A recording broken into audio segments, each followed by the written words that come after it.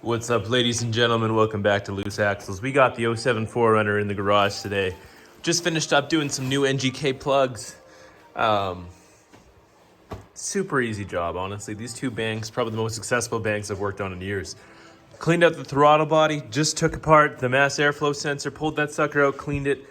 This intake system is looking clean. I'm happy. So I was looking online, and I remember hearing about this a few years ago, that Toyota actually has a secondary filter within the airbox here. And when I was pulling everything apart, I'm like, hey, what is that? Little bit of research. There's this filter in here. If you pull it up, I already did the 4 clasps here, 2 in the back, 2 in the front, unplugged the mass airflow, undid this little hose clamp. We pulled this sucker up. You got your stock filter. Whoa, what is this? Well, that, folks, is your hydrocarbon filter. This filter, from what I've heard, kind of used more as an emissions thing. If you ever get like an aftermarket system, you're getting a cold air intake, none of these come with these hydrocarbon filters. Even the newer 4Runners, newer vehicles, these are very rarely seen anymore. From what I hear and from what I've kind of gathered, this is more of an emissions thing. When it comes to like unburnt fuel, that kind of stuff, they wanted to make sure that nothing was getting through. But keep that in mind, these things are dense. I don't know if you've looked at your own, they can get pretty dirty and they're not replaceable. And so think about your engine sucking in the air. It's already going through that one filter. Look how accessible that is. That's pretty accessible. You got a lot of vents, pretty thin. But then it has to still go through this. There's a lot of resistance there. So what a lot of guys and girls have been doing is replacing these. And by replacing them, I mean just taking them out. So it's pretty simple from what I've heard.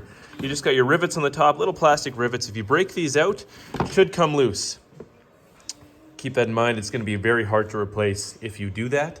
Do it at your own discretion. I'm going to do it to mine. People have been reporting some little bit of power gains and MPG gains, and I'm all for that, especially with the V8 platform here. So let's do it. It's tough to get an angle here, but all I'm doing, I'm not going to replace this. So I just stabbed it with the screwdriver here, got it underneath, and you can kind of pry against these rivets. It's going to be really tough. So secure everything back in place. Same, pretty much the opposite of how we took it out. Got your airbox, put the top of the airbox back in. Obviously, keep the filter out if you chose to remove it. You got 1, 2, 3, 4 clamps. Got your mass airflow sensor, plug that back in, make sure it clicks. Hose clamp, you are done.